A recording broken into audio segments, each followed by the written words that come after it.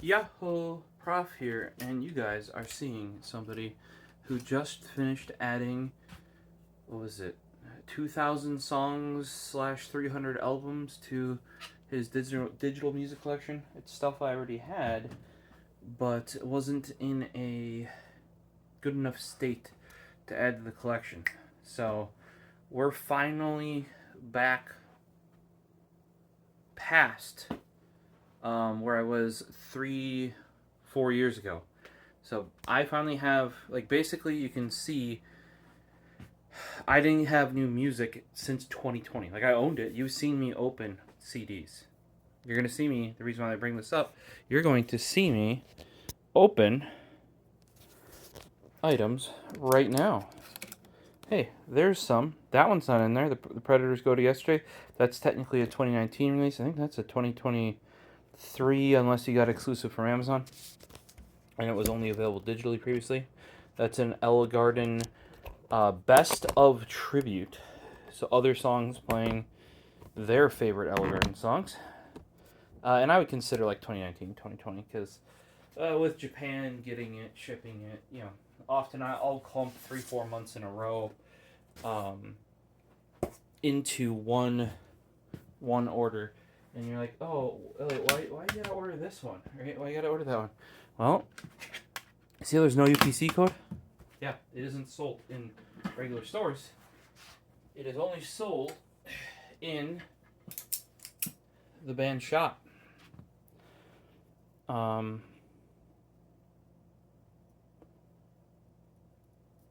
know what? I was gonna use the tactical keychains to open this up, but no, we're gonna use tactile turn. We're gonna go with the classic. I haven't used this one in a while. Here's the Ultim Bexar Ultim EDC knife. Very slim, very classic looking blade style. The Ultim is what made it for me. You're like, bro, what are you trying to do? Match your pens? Yeah, obviously. Oh, and the letter opener is also Ultim. You guys have probably seen that. I gotta sharpen it properly again. The big thing was if I actually was able to mount it to on desk, but we're still in the basement. Still don't have a desk to mount to. We're getting there though. It's stained. We're dealing with some sticky stain. It could be due to the humidity. Could also be due to too much stain. Probably gonna let that go for upwards of 3 days. And see, we're dealing with sticky stain. Been a while since I stained, so I had to look it up. So you guys can probably tell by the shape of this. That's a CD. That is not a CD. That it is, well, not a CD. And what's bigger than a CD? Vinyl. God. Tactile Knife Co. gets these things. This is ridiculously sharp compared to the that one random one I got that looks like a letter opener. Like, holy shit.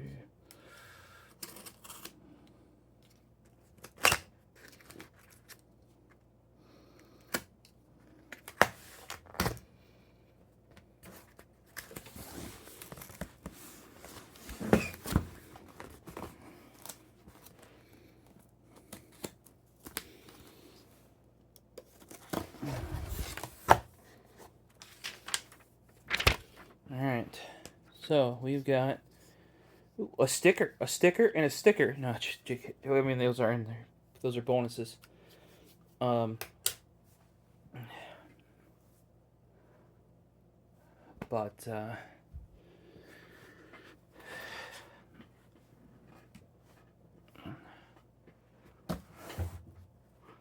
yeah, I'm pumped because basically my old music collection, like my original music collection that I've been collecting for well over 15 years now, semi got reset in 2011 and I actually lost stuff because that's when I lost my server. If you guys watch enough videos, you know the whole story about that. So during that, I was only able to recover the music that was on other things. So I lost some of the stuff like Boom Satellites had their demo tape, which was actually from Europe, slash the UK, because they weren't making it in Japan. So then they went over there to get found, and then a Japanese label found them there. Crazy story, but somebody actually got one of their demo tapes and ripped it to Wave. Back in some of you may be old like me, if you remember Demonoid. Back in the Demonoid days, it was a Demonoid exclusive torrent. And you're like, oh, torrenting, blah, stealing. Okay, this is literally something you cannot buy. It was a demo tape. The person got this when they were cleaning out I don't know if it was like a radio station or like a studio or something, and they're just rifling through these, and then they saw this one was labeled as like BBS or something, and they happened to find it. Well, they ripped it to Wave, and this is way back in the Demonoid days.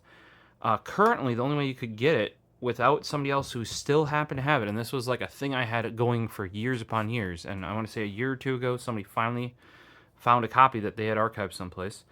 You can only get the MP3 version off of some Russian websites and Russian torrents. But I knew, because I had record of having lost the file, that there was the higher quality, like lossless rip from the tape. Somebody got me that. So stuff like that is coming back. And I'm pumped because, like I said, my music collection is like the most complete it's ever been. In years upon years. And then basically what had happened in 2020, I had rebuilt the server, and I had gotten a new phone. I think that was with the Pixel 6. I want to say, because I had the Pixel 6 one year, and now I got the Pixel 7a, which you're watching on right now, or not 7a, 7 Pro, for 2 years. So that'd be going on 2024. So yeah, probably still Pixel 6. I might be wrong. But basically, because I switched phones and I switched everything to Opus instead of using M4A AAC, and that's kind of when everything stopped, because Opus gets all screwy. Metadata doesn't work the best on it, even though like apparently it only goes up to 160. That's the best quality that YouTube delivers, is 160 Opus, and it is really good quality. But replay gain doesn't work. For those know, that's what averages out your music volumes. Supposedly it has something built in that does that, but I've never gotten it to work properly. And because of how Opus works, it's kind of like, I don't want to say it's like DSD, but DSD you can't apply replay gain to. Opus, because it's supposed to have its own built-in one that's supposed to work, generally speaking, things don't apply replay gain to it. The other weird thing is that because it's based on like Speaks, which is like a audio only, or like a vocal only one, like high compression for talking. That's why YouTube uses it, Opus in this case, because it's very good. What are most people doing in YouTube videos? They're just speaking to the camera like I am right now. So it actually saved me a bunch of space, because like a 160 kilobit Opus should be the same quality as a 256 kilobit AAC, theoretically, because of fancy compression stuff, right? However, replay gain doesn't work, and since I listen to everything, I basically, unless I'm in a mood for a type of music, an album, or an artist, I hit, which is most of the time, I just shuffle all, literally, or random all, you know? So having that replay gain when you're doing that sort of thing, or when you're being your own DJ sort of thing, where you just have like, I'm feeling this, let's put that next in the playlist sort of thing, is really nice, because you don't have these huge variations in volumes between artists, between albums, between labels, etc. So that got really annoying, and I'm like, I don't really want to fix that though until I fix my music collection, because even if you rip a CD properly, right? But if you didn't put in all the metadata, there's a high chance that they may have not named the artist the same way as everybody else. Like sometimes people do a comma the at the end instead of the, like say for the back horn. They might do back horn comma the. And some might do the back horn. Some might do it all uppercase. Some might do it lowercase. Some might do it camel case. And I say, no, it needs to be all the same. Well, I was working on that last year. Actually, even before then, my laptop, Blade Stealth, my Razer Blade Stealth, which is now ripping CDs over there. Well, not right now. We're opening this up. It's died. Went in for repair. Right? And so that kind of got reset. Right? Then by the time it came back, and I kind of used it for doing that sort of stuff, right? And I kind of set it up again, made sure it could do stuff, you know, obviously because I don't want to say the laptop's repaired when it's not actually repaired, right? I don't know if there's gonna be stuff in here or not. Hope to see. Sometimes they wrap stuff in here, sometimes they don't, so I'm not gonna throw that out just yet. Usually it's wrapped in the foamy here though. So I did some stuff on there. However, there was a huge break. We've had a lot of stuff going on. And then I switched to my Surface Laptop Studio 2. Love that laptop. Beautiful laptop. It also makes me realize how good Surface laptops are. So if you guys need a non-dedicated graphics card laptop, look at a Surface laptop. Seriously. Keyboard, trackpad, bellissimo. The 3x2 screen, amazing. Just so good. I would probably get the Intel one. I've seen some issues with the AMD. They only use the AMD for one generation. A little bit funky. Here's another pro tip about Surface products. Do not change anything. Do not change the power plan. Do not install your own drivers. Do none of that. Just let it be. Don't change even screen timeout. In my opinion at least. The more you tweak a Surface, the worse it gets. I've literally had to do nothing to my Surface. I walk over to it just like I have a Surface Pro 6. I can leave it under the side of my bed for months, open it up, it still has 40% battery or however much battery, and immediately turns on, immediately logs in, does via Face ID, I'm up and going. My laptop, I go and open it. Sometimes I'll use it multiple times a day. Sometimes I won't use it for days. I use it, it's got charge, it's never dead. It lasts a long time. Just if you need to stay awake, what I use, and I use this for work as well, is Awake. It's a part of, it's like I think it's called Caffeine. It's like a little coffee cup, and you can use it to keep your computer awake. Just use that if you need the Surface to stay, like, say if you're processing like audio. I was just sorting all that stuff, right? And if you're like, why would you use that? You got the powerful desktop. Yeah, but I can't sit on the couch and like watch Formula One or watch YouTube video. I mean, I guess I could do that on the computer, but you know, sometimes you want a more comfier venue, so you work from the laptop. So when I resumed with that, here's the problem. I had gotten a good way through organizing things previously, right? Here's the problem, though. I didn't document my process. I did not document my process. And that's a killer, because I got part of the way through. And then resumed on a different computer, got all the software set up. But I didn't document how I did it. This time I did. And earlier this year, I want to say it was only a month or two ago, maybe 3 at this point, I don't know. Summer's been going fast. So here's one of the stickers, Asian Kung Fu Generation Singles Collection. Let me look through these now. I really think this is just packing. Yep. So a month or so ago, I finished my old music. So that's basically like what was left from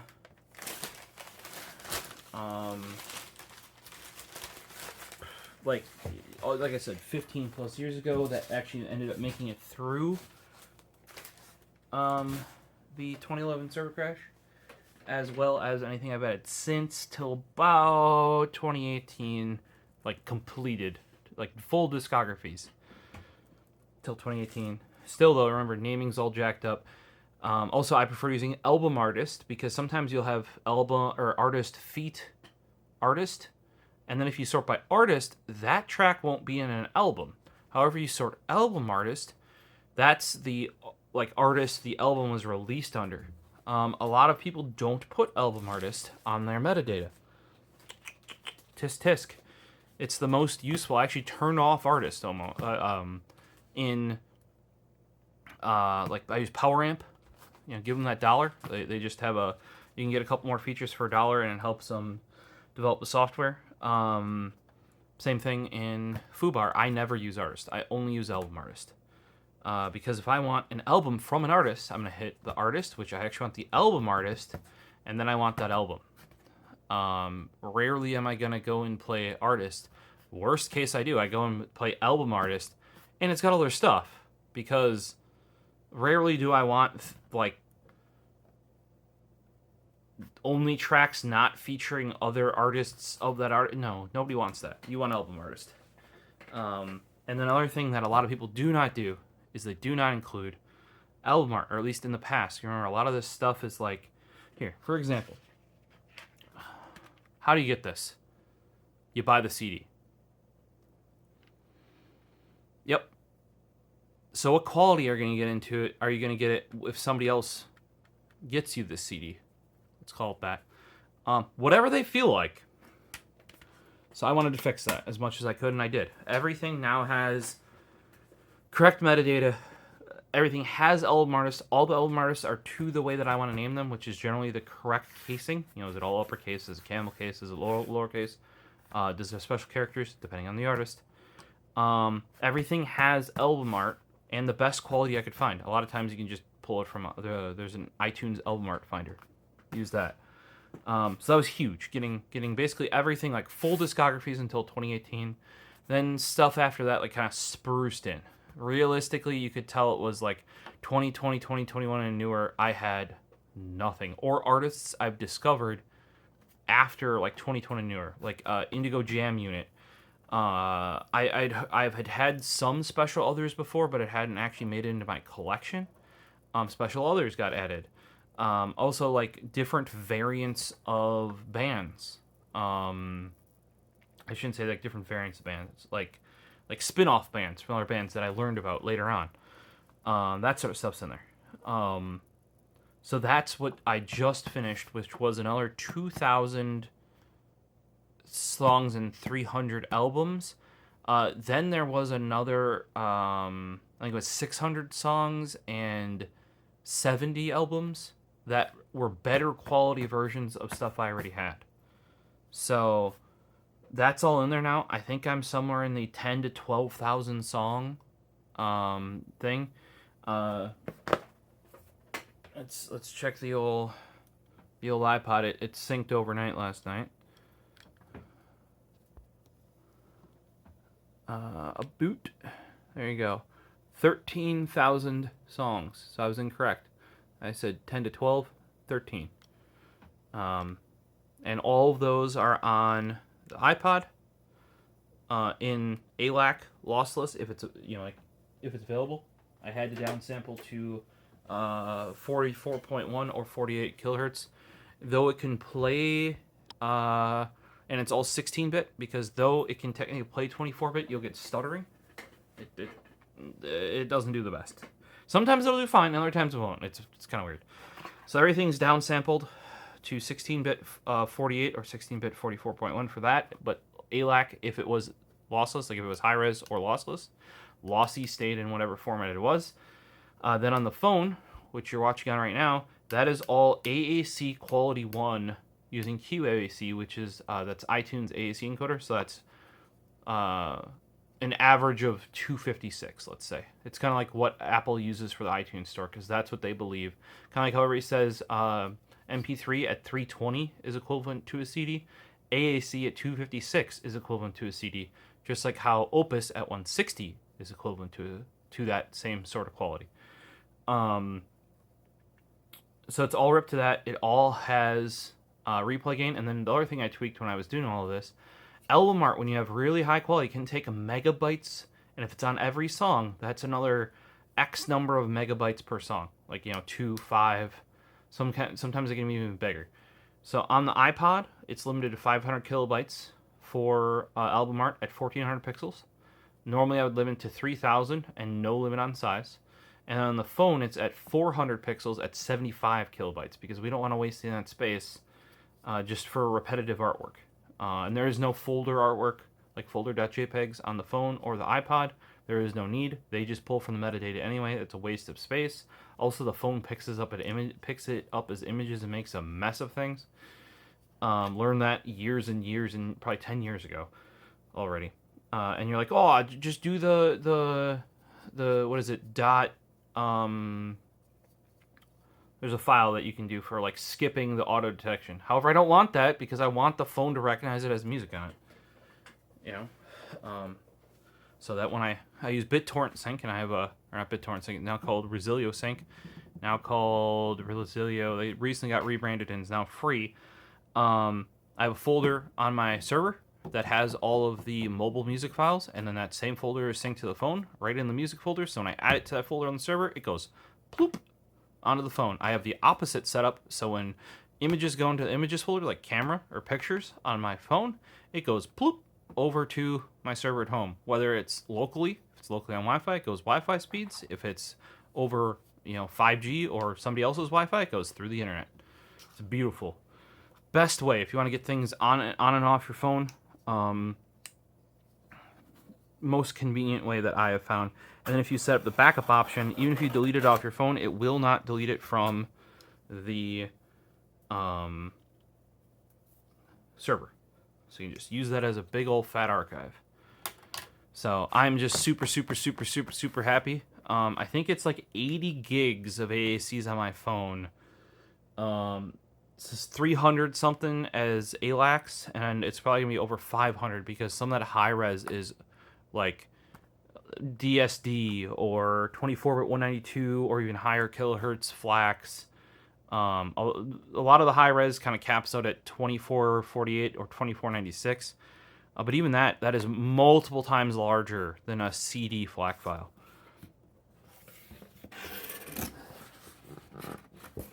Let's see here. Now that you got that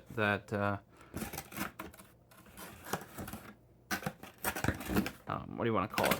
Lecture there about me. I'm just super pumped because, and I have it at work now too. That same music collection because it's on my phone. It's on, like I said, the iPod. It's on the server at home for the full quality. I have yet to set up FooBar 2.0. I really need to find a theme that I like. Realistically, to be truthful, if you get, like power amp on the phone, that is enough for me. If I could have that exact thing, and I would even like it in that little window. Like basically imagine your phone screen popped up on your computer. That'd be enough for me for playing music, realistically. Something simplistic. I had a really nice theme that I liked for FooBar 1. Even if I had to like add some because they dropped support for some of these plugins and stuff, but it was based on the Zune music client theme, like the Metro. Think Windows 8 Metro, and you're like, oh, blah blah blah. No, go look at the Zune client. A lot of people I know used, like, they didn't have their Zune anymore, and they're still using the Zune music software because it's actually good. Anybody who thinks it's not, like, it has clean simplicity. And I'm talking about the original one, not some of the stuff when it went to Zune HD got like the interface got worse in my opinion. But it was very close to that, with like the same big blocky accent colors. Kept it simple. You saw your artwork. You could sort it a couple different ways. Liked it. So I gotta find something, either a theme similar to that for FooBar, or maybe I can make PowerAmp run in Android subsystem for Linux and Windows, or something like that. But sadly, then I can't hook into like the ASIO and DSD Direct and stuff like that FooBar can, to go to the DAC amp, which, once I have my full system upstairs, it'll be beautiful quality. But yeah, and here's the big thing, guys. The first time I did it, when I redid all the old stuff, the other thing I did is I took out, like, say bad rips can sometimes have ripping errors or incomplete data or corruption at some point or something, because things are much better now than they used to be. Now you have to like pass all those checks. Back in the day, we were happy to just get music. It was back when I got like a CD or two a year from Japan, if that. because that would be an extravagance. Gotta remember, one of these CDs that you're seeing here costs like $40 plus shipping, which I think cheapest shipping for a single CD is like $18. That's usually why I try to bundle it all up into one big old fat order. So like all that stuff got cleaned up. Oh, another big thing that was rampant is because people named things differently, as in like they would take the same album. If somebody would do it in Romanji, somebody would do it in Kanji.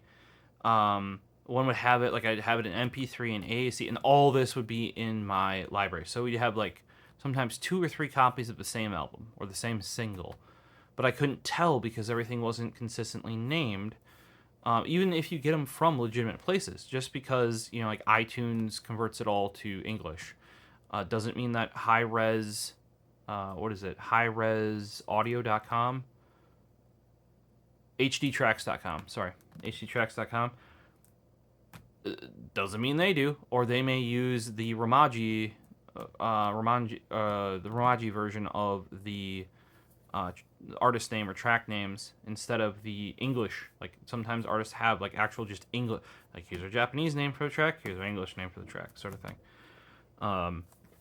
So I'd have duplicates, or say I'd get a lower quality version. I used to have just an artist folder, and you know, like albums were in there. It wasn't sorted by quality. Now I have a high-res folder, a lossless folder, and a lossy folder, and the artists in each folder. So I'll know. It's a little bit hard to do like one artist because I have to check all 3 folders to see if you have it. But I'll actually know what quality it is now, because what would happen before is I'd just huck it in there and I'd have a better quality one, and I wouldn't delete the old one because it would be named different or I couldn't tell. So all that's cleaned up. I have no duplicates. I mean, like, there's duplicate tracks. Like, some people claim, like, having a single version and having the album version, that's a duplicate. No, what I'm saying is that I don't have, like, 2 of the same album in there, or 2 of the same single or EP in there.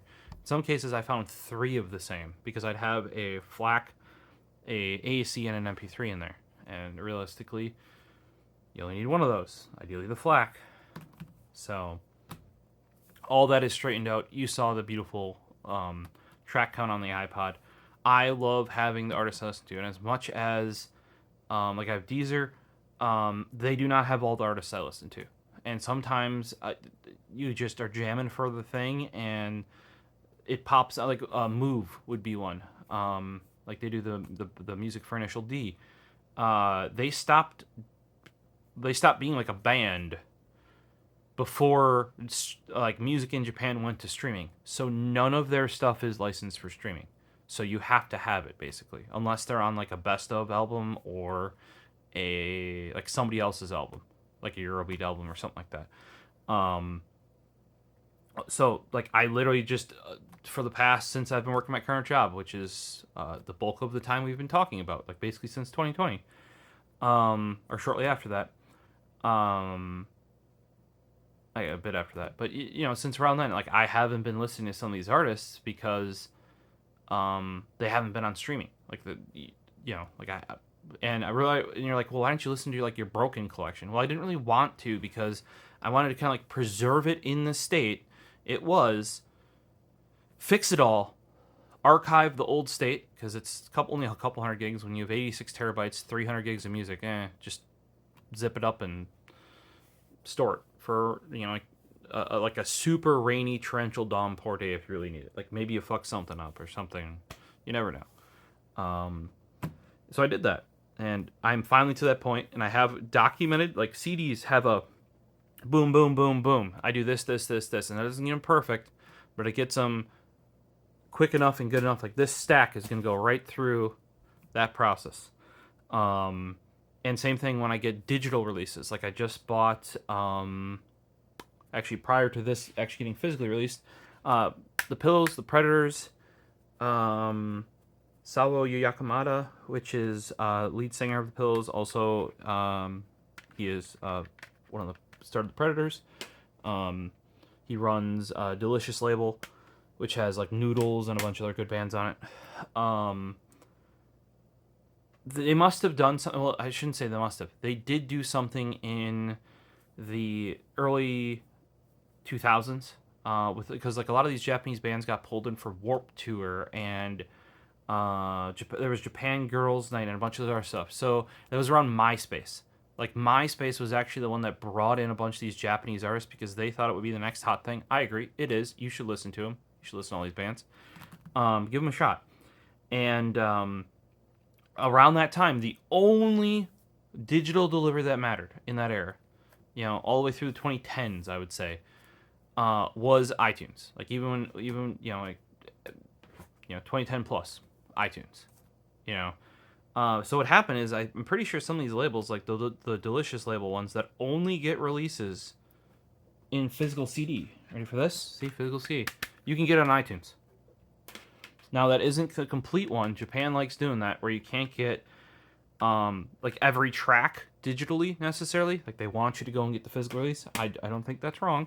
It's a way to encourage you to buy, because they're making more on that physical release than they are through iTunes, because you're buying a product, So I don't mind that, but I had that for months. I had that November of last year. And iTunes does actually give you DRM free now, DRM free 256. So, hey, and that's one way to get some of these bands where, like, even in Japan, you can't get that digitally anywhere else.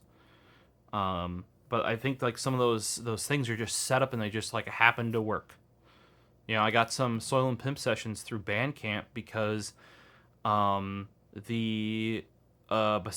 before them getting a little bit bigger within the past 5 years or so, they had signed a label or a deal with a label in the UK, and then that label in the UK put their entire, like, all of their stuff up on Bandcamp, right? Like the label did.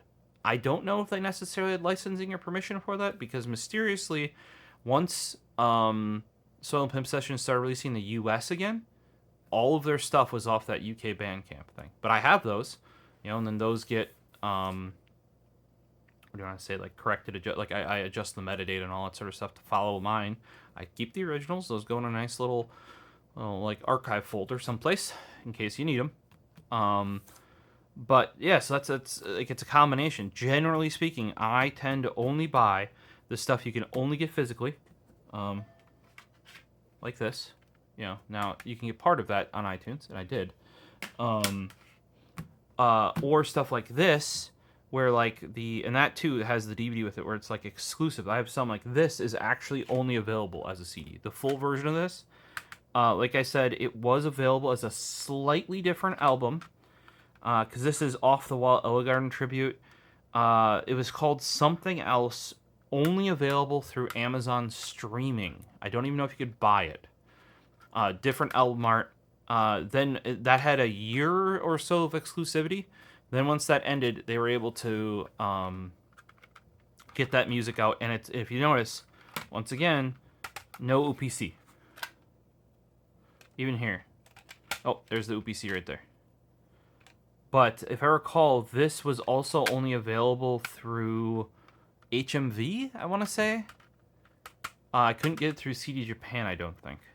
Or if, maybe I could only get it through CD Japan, not HMV. Either way, like it was like, even when they released it on CD, it was kind of like I have a feeling they either didn't do the best on Amazon, or like once they could get the exclusive rights away, they made that. But that specific version is only available in CD, and the digital release will only ever be that original one that was through Amazon exclusive is only with them. And I think it might have even got pulled eventually, probably because the whole agreement ended. I'd have to check. But now back to the real stuff. I have to read a bunch of yapping here. The Spellbound Voyager. This is the Spellbound's new album. And it says Spellbound Second L Voyager. And I want to say this looks kind of like I was thinking like wallet or billfold. I'm not sure what the vibe is they're going at. Now I feel like this looks like a vinyl, and I thought it was too. It's not. They pulled a TK style thing, and I have a bunch from over there where they want like the big album art for the limited edition. So even though they don't release it as an album, there's a CD CD and Blu-ray probably, or something like that, or the two sides CD, other side Blu-ray, just for presentation purposes. So you have a nice big display piece, or when you're listening, you can see the album art. I bought the. There is one that they signed. I missed out on that, and you could have just pre-ordered it, but it wasn't available from a normal store. You had to go through a. It wasn't normally because Nakano, who's the one left from Boom Salads, he has his own shop, like Nakano shop. Some of their singles and stuff only go through there, and their live stuff only goes through there. The signed version of this, they had like a special thing through a specific like fan site or something like that, and I missed it. I had it like bookmarked for the longest time, and I just missed it. So yeah, I picked up this version, same version as that signed one would be, but the other one actually had, each of them were individually signed, like real human, not like printed on or something like that. I don't know if this full album is available digitally. It is available digitally though.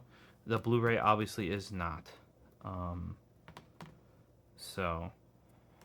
Really, really awesome. Love their stuff. Love Boom sides. And the Spellbound is kind of a continuation. He found another artist from the Novembers as their singer. Really cool because that guy grew up listening to Boom Salads. And they've faithfully covered some of the original tracks as a tribute. There's a whole tribute live album of it. Really, really good. Let's see what else we've got here. Some of those big ones are kind of cumbersome to deal with, if you're wondering. But as somebody who, like I said, I could get that digitally. So if you're going to buy it physically and spend the money to ship it to the good old US of A, I don't know why this could perfectly cut that duct tape, but now can't cut Scotch tape and bubble wrap. Weird.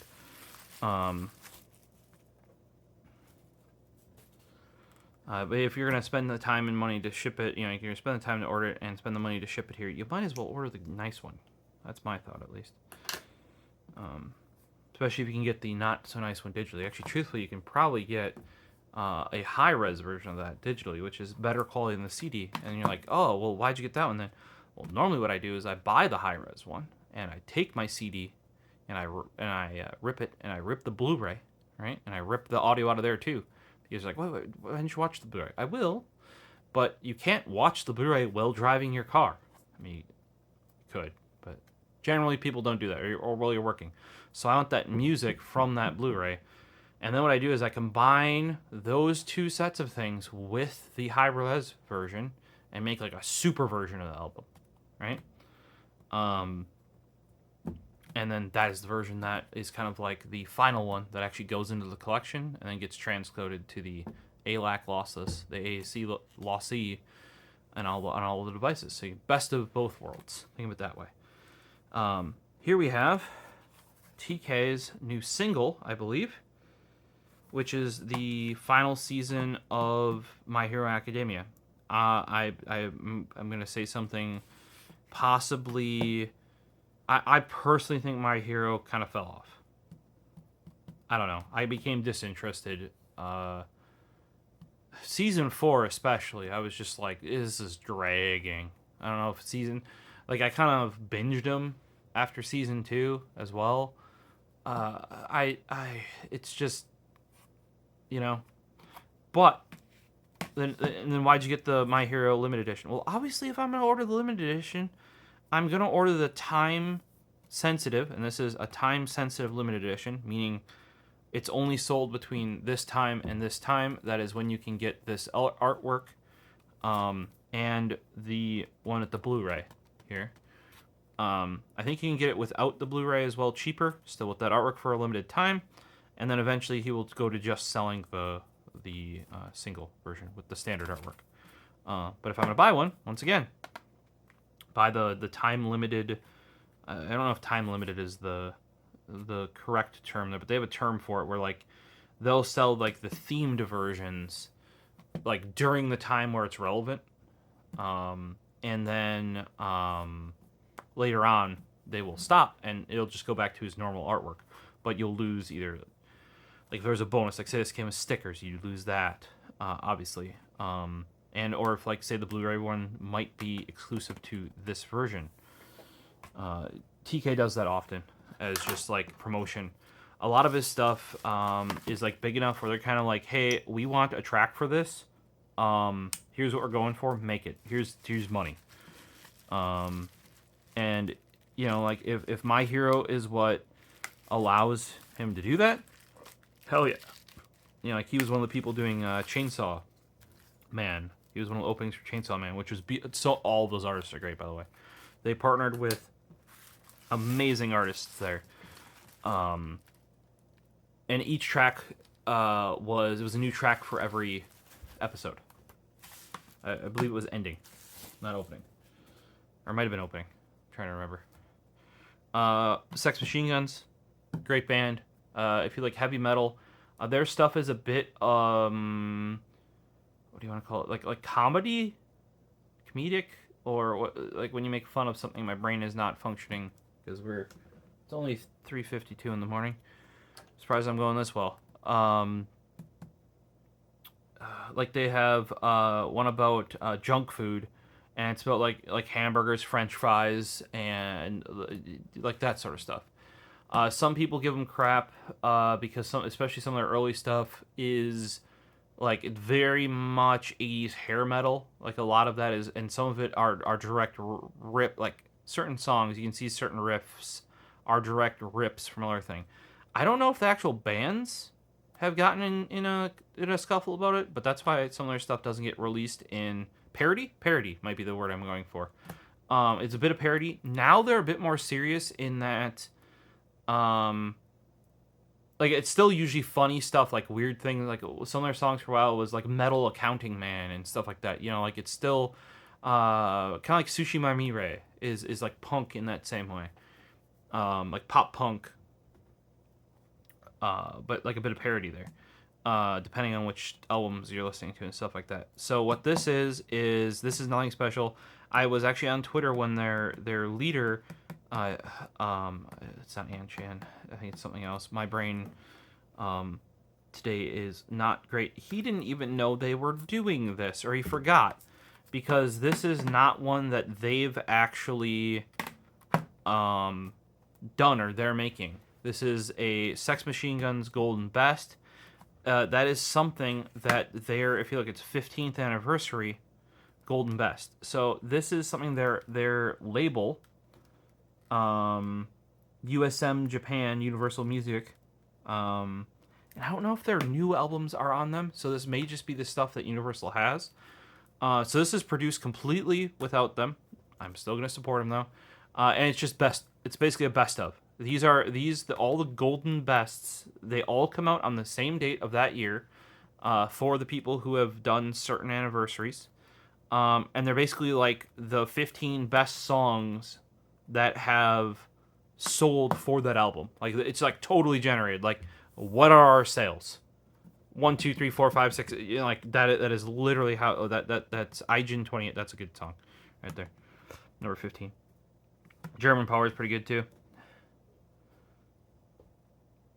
So, yeah, it's here, yeah, 24/4/17. Like this is fairly recent. We're just starting September. So, like I said, usually I do 3 to 4 months at a time to try and get a number of items together. I think this was at the very beginning of that. Yeah, here you go. USM Japan released this compilation. So they're not even saying that like Sex Machine Guns released this compilation. It's just kind of like an auto-generated thing that gets put out, and he's like, holy shit, it's been that long, sort of a thing. And I'm like, oh well, I'll pick it up, because these are always really cheap too, because it is literally like there's no effort, not like no effort, but like there's very little effort put into these. All the back looks pretty much the same because it's this, like, it's Golden Best, so it's got the same back. This thing for all of them is the same. And if you notice, Sex Machine Guns is always written in English, right? But because most of theirs from this label is Japanese, they all have that sort of So if you saw these all on a shelf, and like they showed a picture of like the ones being released, it literally looks like I want to say like I reminds me of like a karaoke venue where you would pick your track and you had to physically do it. Because all of these are just different titles, like boom, boom, boom, boom, boom, boom. And to be truthful, that might be part of it. Like this could have been at some point, like their whole thing was like, oh, well, that's the one we'll sell to karaoke, because if you want this band and you want like one of their, like obviously you're gonna sing one of their most popular songs, and like because this part right here really really reminds me of, if you watch Tecmo, he gets a lot of karaoke stuff, and he mostly gets that because of a lot of like really unique players were made for karaoke, or the easiest way to find them is their karaoke variants, because they were kept around and actually kept up, even though they're used, but places maintained them because they were using them, they were making money with them. And a lot of times you'll get them with their collections, or he'll buy like a compilation for playback. But this reminds me of the karaoke packaging. Like this is nothing like them at all. But like I said, cheap. Best of album. If you're like, oh guys, you should check out a band. Like that's what that stuff's for. Literally, like if you want to recommend, something to a friend, and you want to get them started on like an album, unless you have like a specific album in your head, and you just kind of want to like best of. That's literally what that is. For me, once again, those like I checked online, because those are based on sales records, and stuff like that. That is not available as streaming, because there really isn't a need for it to be, because those are literally just like the most popular versions of those songs sold by that album. And I don't actually know if that album has streaming rights for Sex Machine Guns, but that's like nowadays what they would do is they would probably just do a playlist. Like if you follow AKG, like prior to their singles collection where it all got remastered coming out, which is what's in here, or at least the sticker for it is in there. Prior to that coming out, they basically just made a playlist of those same tracks. Now it wasn't I didn't even know this was coming. I love this one. I thought I was gonna have to add this one to my cart. I just love the design of this. This is so me. Like I would have done something like this, like how it's drawn and everything. Now to me that looks like colored pencil. I always hated colored pencils. Just hated colored pencil. The Bump of Chicken looks more like ballpoint pen, but the iris, like the three iris in the 3 offset, that is, that's like I said, we're a lot of these, and Bump of Chicken is one of those that's very very popular. They're very pop. They're rock, but they're very pop. And what is back in, especially in Japan right now, 90s culture. That's where that style really, at least in my brain, comes from. You know what I mean? I totally forgot I had this one on order. Like I was actually about ready when I saw it in my email the other order. This is a triple BD, I believe, triple Blu-ray, single CD. CD 1. Boop boop boop boop boop. Trying to remember, but it is thick. Yeah, and then see, even though you have this like this iconic one, you still have on the spine the Bump of Chicken iris in the classic Bump of Chicken font, which is this like super serif, thin serif font. Look at that, like a whiteout iris. That the vibes. Okay. Now, Bump of Chicken, like I said, I've said this before, I think some of their stuff's overproduced, because they do produce, like they did, not this season of Pokemon, the previous season of Pokemon's like opening. The amount of tweaking and tuning and knob turning on it, like it's overly perfected and you can hear it. Listen to their live stuff, which is part of the reason why I bought this again. It's got the Blu-ray, which is of a live album, one that I saw the live stream for. Their live stuff is better. It's got more, I don't want to say like soul, more feeling to it, because it's not like overly mastered. You know what I mean? And I can understand for somebody like Pokemon and some of these other ones that, they also did the opening for Spy Family, the one where they're driving in the car, and that animation was actually animated for that opening, and they made that song for that opening. Like, they literally went to the band and were like, here is the storyboard of the opening, give us a song. Made them a song, then they literally animated it to this, like, see, that this is why you want some of these bands working with these big projects, even though you might not support the big project, right? Because they get budget to do stuff like that, and that, and for me at Anime Central, the production and director and stuff of Spy Family was on there, and they went through, like, I swear they put more effort in the opening of that season of Spy Family than some anime get for an entire season. Like, that's how much budget they had and how much care they had into it. So yes, I just from the, like, this is like one of the first albums in a while. Like, I think the Spellbound album's cool. Like, it either looks like kind of like a Moleskine, like, notebook sort of style, or like a billfold wallet. Not a money clip. Like one of those thinner ones where you put the money inside. Like, there's a little metal, like, hook, and you hook it underneath, and you go bloop. Like that sort of thing. I don't know what it's intended. I didn't actually see. Also, it's all in Japanese usually, so I have to do some sort of translation. It gets funky. But this one, this artwork, I saw it coming through in the email as it came out because it just came out. Like, spoke to me. Literally spoke to me. So we got Sex Machine Guns. We got Bump a Chicken. Spellbound's over there, and then we have right here is the new TK single. And yes, the Blu-rays take me longer to deal with than the CDs by far, because I do re-encode them. I was gonna do some H.265 or HEVC stuff, but that, like, it never took off, right? And my 3080 Ti can do it, but the quality on it's kind of shit, if you ask me, actually. Like, especially when you do graphics card encoding. And I want to say, like, doing it not via GPU is, like, really, really much harder, right? But now we actually have a new open source standard, because H.265 and HEVC was not open.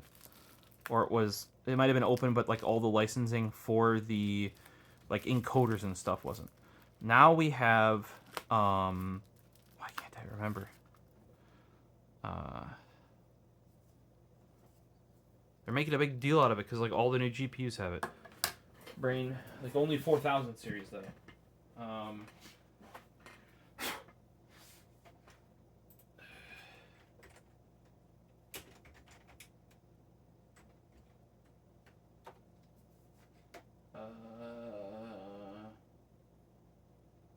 It's not AV1.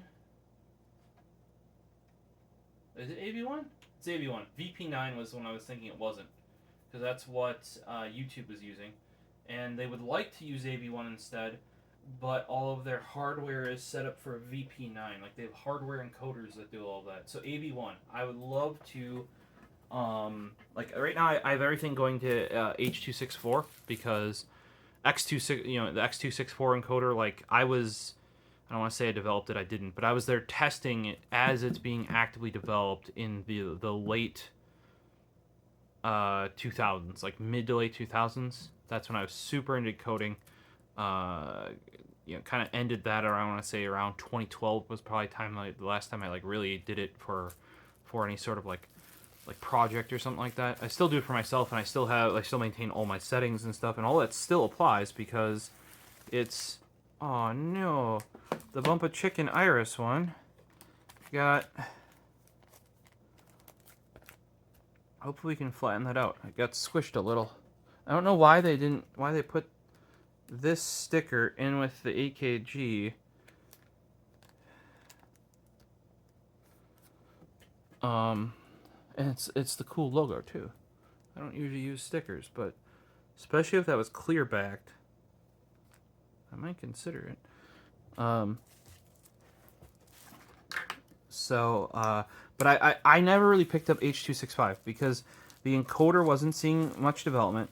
It was a different, like, company or like open source studio or whatever you want to call it, like, team behind it, because the guys that did X264 for the most part moved on to, like, proper big corporate jobs, and also a lot of these big companies like your Cisco, you know, because they bought Zoom in order to have like certain patents and stuff. All these really big like places, like players in the video and camera section, like your Sony's as well. They had no control over H.264.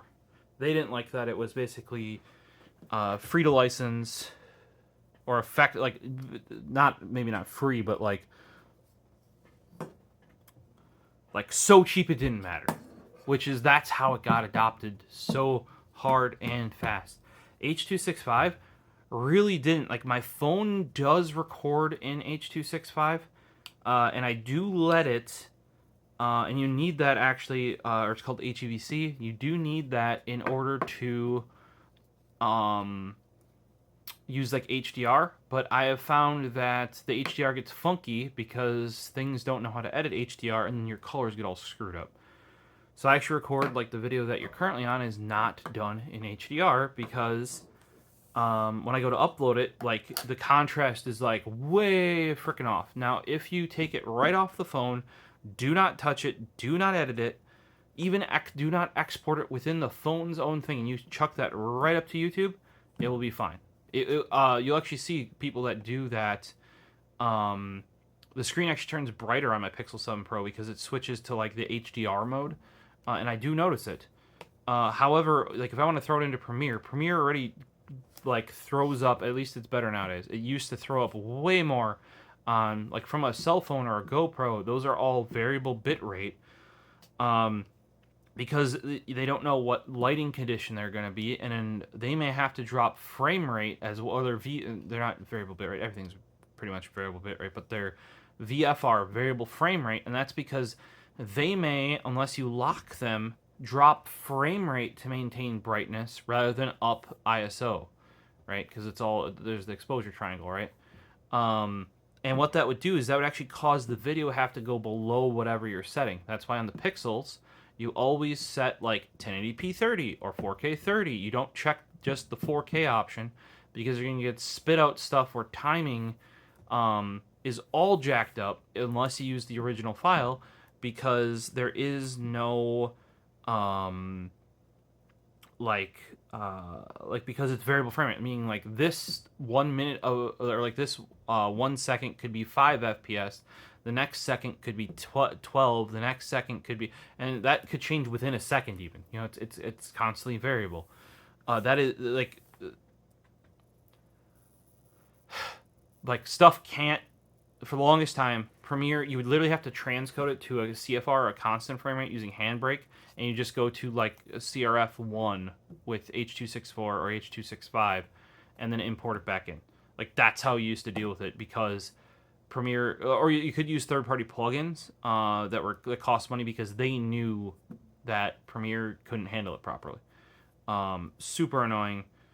Don't even know how we got on that trend. Oh yeah, because the HDR and how I record it. Don't know how we got there either though. Tangent time. But yeah, that is why I do not record in HDR, is because it's way easier to edit. Also, if I want to combine it with footage from my PC, that's 4K 30 from the camera, because I have a Logitech Brio. Doesn't really look that great, no, but it looks actually pretty darn good with proper lighting. And then my I don't have a Panasonic G7. I now have the Panasonic G85 with the grip. That'll do 4K 30 really, really cleanly with image stabilization. Like where it moves the sensor. Electronic image stabilization, I guess. Really, really clean. But all those are 4K 30. So I can just mash them all together. And we're good. I think I have some other stuff around here too. Like I have that Nexigo that tracks you. That's 4K 30. Some of these can actually even be upped. Like the phone, I think, can do 60, but then you can't do HDR if you do 60, and you can't do some other features. So I just leave it at 4K 30. It also overheats less when you do that. The less you autofocus too. I noticed. We forgot the Sony camera, the little Sony camera that I haven't used for a while. That I couldn't get batteries anymore. The RX0 Mark II. Love that little thing. If they really need to update it, they probably never will. Oh, it's the perfect camera for like nobody, but I love it. That's also 4K 30, so like that's why I shoot that, because I can just easily, like, you do not want to be combining across different frame rates and resolutions. Actually, to be truthful, I'd rather combine across different resolutions than frame rates. Audio gets all messy too if you have differing frame rates, because some of it is tacked, like you can like slot it up. It can get all messy when, like, say this is 24, that's 30, and you're trying to put them in the same clip. No bueno. No bueno. You can do it, but you're going to want to check your file when you're done. There's a high chance, and we ran into this when Mooski was editing some of my videos for me. Specifically, I came off this phone, and he had the wrong settings, where the audio and video would, like, drift. And the longer you went, the further it would whoop, and that's because of the variable frame rate for you guys running. Even though right now, here's the weird thing, I have the pixels set to 30. It shouldn't be variable, but they do not change how it saves the video, even though you have it set to 30 FPS, right? But the file's made the same way. So even though it's not variable frame rate, the file is saved as such, and Premiere sometimes still goes, you know, with the audio when you start messing with things. That's when you have to transcode CFR, blah, blah, blah, blah, blah. Or if you, a lot of times you just set the timeline correct, you're good. But most people leave the timeline on auto. You should not do that. You need to set it to 2997, 5998, 24976, you know, like the actual thing. Or don't forget, if you're using streaming platforms, or a lot of phones will do this as well, because they don't have to worry about being plugged into an outlet. Those weird frame rates come from the like, at least the 30 and the 60 come from the hertz of your power. And you're like, oh, it's 60 hertz. Yeah, that's for black and white. In order to do that, they actually had to lower the frame rate slightly to maintain black and white compatibility and get color. That's how we get that. But depending on where you record it, if you record it from a webcam, that's 30. It's not 29970. If you record it from a camera, it's 29970. So, but yeah, back to the music. This is the complete Asian Kung Fu Generation single collection. If I recall, these are re-recorded versions. Or at least remastered versions. I forget which. But they have different dates of where they're all from. You know, like disc... What does it say? Disc 2 is from 2011 to 14. Or, sorry, disc... Oh, they're giving us track names. I'm a dum-dum. But, yeah, so a lot of these are... Like, I already listened to them on Deezer because they have this streaming. I believe it's also available in high-res. This is a 2 CD plus Blu-ray, I believe. It is a... Oh, and it has a bunch of... Like, this is not a cheap... Like, 6,300 yen. That is not cheap for a music collection, right? It's 2 CD plus Japanese characters. There you go. I think there's cards for each single in here, if I recall correctly. That too is in there, like kind of like not postcards, but like the album art on thicker card stock is in here, like all of them. So really nice, hard. I used to not get, for some reason, I don't know. Oh, and if you look at the logo, that's all of their different album art. Most, if not all, of their album art is done by the same artist. The first one that wasn't done by that artist is recordings is what it's called. It's Recordings at Studio, I can't remember the number. That's actually I want to say prior to some of their really new stuff, that was my favorite album. It's a live album. It's a live studio recording, and it was of all their like top tracks of, when did that thing come out? Like, I want to say 2008 or something like that. So this is early AKG. That would have been 2008, I don't think. Maybe 2012. It's. I would have to look, but fairly early. So clean because it's a live studio recording, and it's like a best of, except like if you've heard the think of like the first take, maybe not that clean because they're actually removing instruments and boiling it down to like just the like the elements. You know what I mean? The AKG stuff and especially TK stuff on there is so, it's like brutally crisp and clear.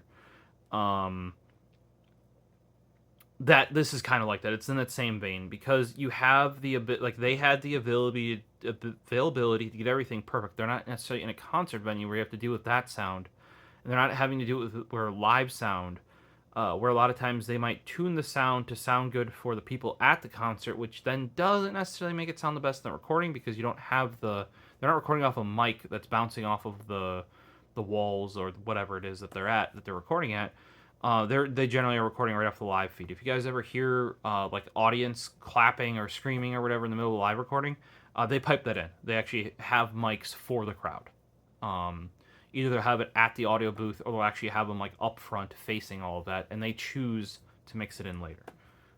Japan does a very, very, very, very good job of, and don't just think like, oh, because they recorded it live, live stuff's going to have that in. Not necessarily. It all depends. A lot of times Japan does it very nicely where it's only in between or at the end of the tracks, or when they're purposely trying to get the crowd to interact with them. And you're like, oh, no, I thought it would pick it up on their mics. No, no, no. If the mic picked up the crowd, like the singer's mic picked up the crowd, it would also pick up the monitor. And you're like, the monitor, yes, there's a speaker pointed right at them so they can hear themselves. Now, a lot of them will use in-ear monitors, right? IEMs. Oh, look, that's where that comes from. Actually, it is where it comes from. But then a lot of times that's just them, like either they're singing and their guitar, but then the monitoring, like from the speakers, would be the whole band a lot of the times. And a lot of times the monitoring also is no vocals, right? Not vocals from other people either. It's just the music portion. I have some like I haven't done live audio, but I've family very, very much into it. That's what they did for a while. So I have a little insight into that. And I really appreciate, like, a lot of Japanese venues are actually set up to record their live stuff, which is why and like I said, if you're really into a band, like some of these I am, and a lot of the bands, I actually seek out why do I buy the limited editions? To get the DVD or the Blu-ray, to get the live performance that's on there. That's how they sell the single to me. Because if you just want the single, you can get that digitally nowadays. But they want to give you a bonus for buying that physical discs, case, whatever. This collection, like I said, for AKG, I used to not do that. And I don't know why. Like, I don't know if I just thought they were popular or their stuff was kind of like easier to get. And like when I spent less money on this, I had to prioritize things that, like, I personally at least would prioritize things that were maybe less popular to me, but harder to acquire. Like, as in, there was no chance I would get it. I would be able to buy it in the U.S., stream it, because that was really rare back then anyway, or buy it in Japan because you can buy from like Mora, Oi, like all that sort of stuff. Like, if they're one that's not on any of that, I'm gonna prioritize buying it. Like this, you can stream in lossless and buy in high res.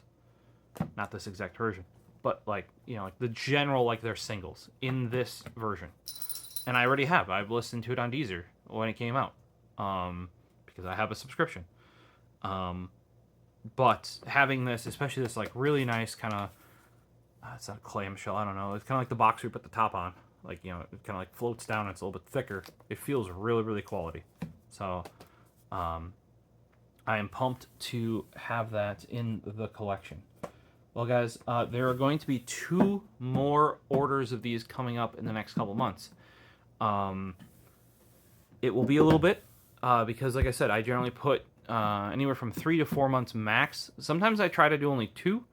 Like, that's where ideally I get, like, I order say order July, and then there's something that comes out in August, I'll wait and then ship that out. However, when I'm doing these big orders, like I had not ordered all of the beginning of the year, all of the beginning of 2024. So basically, from I want to say I dipped into January. Like I want to say the last order I ordered shipped January. So when end of May rolled around, and I ordered this stuff, I hadn't gotten anything since then, and any of the pre-orders going forward, right? So this is kind of, I got one box right away. You probably already saw that one. That was kind of disconnected from this because it was just like, hey, these are the things that are already out. Here you go. Then there's this one that was, well, you saw, like, this one was, or I think I missed this guy, Sex Machine Guns Golden Best. Or, you know, like, I placed that order in May. That's April. So that could have been one that just didn't come in because you can only pre-order so many months out. Because they don't even have listings for them, necessarily. A lot of these, when you place orders for them, they don't have album art out yet. AKG did, Bump a Chicken did not. And I really like that album art, like I said. You know, so a lot of that just straight up doesn't have art. So yeah, this is basically April through August is what that order you just saw was for me. So expect that sort of thing as well. I believe the next sets are around vinyl. I believe it's Blankly Jet City is coming out with vinyl. And they have them in sets of 2. Like 2 are coming out in a certain month, and then the other 2 are coming out in the other month, and then there's stuff coming with them, is what I recall. So check back for that if you're interested in me rambling about random ass topics, as well as kind of like going over, you know, like what is getting added to my collection, because, you know, like I said, a lot of this stuff, now it's getting better with streaming, but even then, like I said, there are artists, like it's like, I really don't, even music streaming is going to this point where it's like, well, this one, which is like a tribute comeback album, right? You know, because they reformed, I think they announced the reforming like right before Corona-chan, and that happened. But then this is like a tribute album from their reforming, effectively. 2023 11/29. And that was only available for, I think it was a year or maybe even 2, via Amazon streaming. So even music now is starting to do that sort of stuff. However, you know what doesn't do that? When you buy it physically. That I no longer have to worry about not being able to get this, or not being able to listen to it, or, you know, not that I was super worried or something, but, you know, especially if you're into music, I don't know. Do you guys also try and get the whole discography? Sometimes, like I said, I'm more into the singles, for example, collecting wise, because the albums, for a lot of these bands, they're just an album, and they come out as an album. A lot of times, if you get limited edition one, it's a bit fancier. Sometimes they'll come with live versions, sometimes they won't. For me, though, it's the singles, because on the singles, a lot of times, digitally in Japan, they'll release 2 tracks digitally. Like it's the A and B side. Oh, look, singles still work that way. That's why they call them, if you see B-side collections, that's literally the other side of, you know, like basically came out with 2 singles. The one that made it out on the album is going to be the A side, right? The B side is the one that didn't. Or it's not the main, like a main track. But for a lot of bands, B-sides don't even, because they're like, oh, this was, you know, it's not good enough, but it's still a track we made, sort of thing. But some bands do have those go on their albums. But a lot of times when you get them digitally, it's just those 2 tracks. When you get a single physically, a lot of times it's 4, so it's closer to like a short EP. Or they'll include vocalists or karaoke versions, or they'll include different mixes, like a remix. So they'll have like remixed ones by either other bands or certain DJs they work with. Like some of them will have house DJs, you know, before they play and stuff like that. They'll remix them. So, and those versions of those tracks are only available on that physical disc. to encourage you to buy it. So like I almost have, and a lot of times like say for TK or like the Spellbound, and I really appreciate that they adopted this. And looking back, I've gotten some older Boom Satellite stuff. You're like, well, why didn't you previously? Well, back when I got into them, I didn't have the money to get limited edition or even to know how to necessarily import them. Oh, for those wondering though, one of the first, I think not one of the first band I ever imported was Guitar Wolf. That should tell you. What? Yep. I had like the first band that I had like a full collection of because they were impossible to find any other way at the time, at least. Now they're even on Deezer. Was Guitar Wolf. I had like every album physically. A lot of that got released in the US, and then some of the first albums I ever bought from CD Japan back in like the mid 2000s, I would say, were the Guitar Wolf albums that were not released in the US. So, been at this a while, and I like to complete stuff. I think that's also why I didn't necessarily go with AKG's stuff right away, is because they have a lot. Not that that's bad, but that's gonna be hard to acquire, right? And they have a lot. Like sometimes they'll put out 4 singles for an album, and sometimes they'll even put out different versions of singles depending on the album. That's how we can have, once again, this is a singles collection. Singles, not album collection, not best of. Singles collection with 33 tracks. Right? Just think about that. Well, guys, if you have any questions, comments, throw them down below. Gertrude, as you saw come here, she wants pets, she wants sleep, and it is now 04:27. That's past my sleeping time. See you in the next one. Peace.